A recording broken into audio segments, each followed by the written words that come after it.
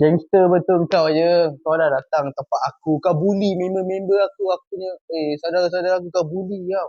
Kau sepak-sepak doang. So apa kau ngajar betul. Sekarang ni, jangan sampai aku bagi jerung aku ni tau. Gigit tangan kau tau. Dah lah tangan kau tu banyak lemak tau. Nampak jerung aku. Dah nak sabar lagi tangan kau tau tak?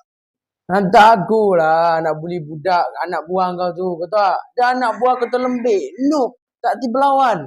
Alah, kacang tu lah. Lagi satu, aku nak tempat ni, kau tahu tak? Tempat ni, aku nak ambil semua kau punya tempat kuasa kau. Aku nak jadi abang besar. Aduh, ini kita jangan panjang-panjang cerita lah, brother, kan? Nanti kisah panjang nanti, kan? Macam ni lah dia. Kita apa kata, kita lawan kuis. Siapa menang, tempat ni dia punya. Macam. Soalan kata-kata ayat. Jangan macam tu weh. Aku ni bijak IQ tau. Jangan sampai nanti kau nangis je tau tak? Dengan IQ bijak aku ni tau. Sekarang ni sebelum tu. Sini, kau sini sekarang.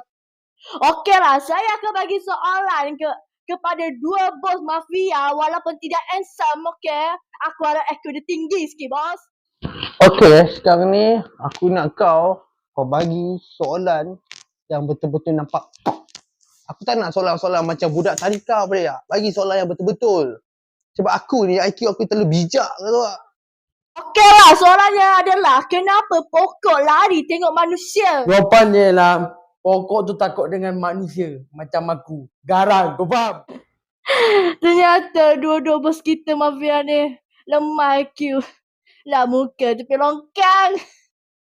IQ pun rendah. Sebab kau nak tahu ke kenapa pokok tu lari? Sebab pokok tu lari tengok muka korang berdua tu lemah. Kau tahu tak?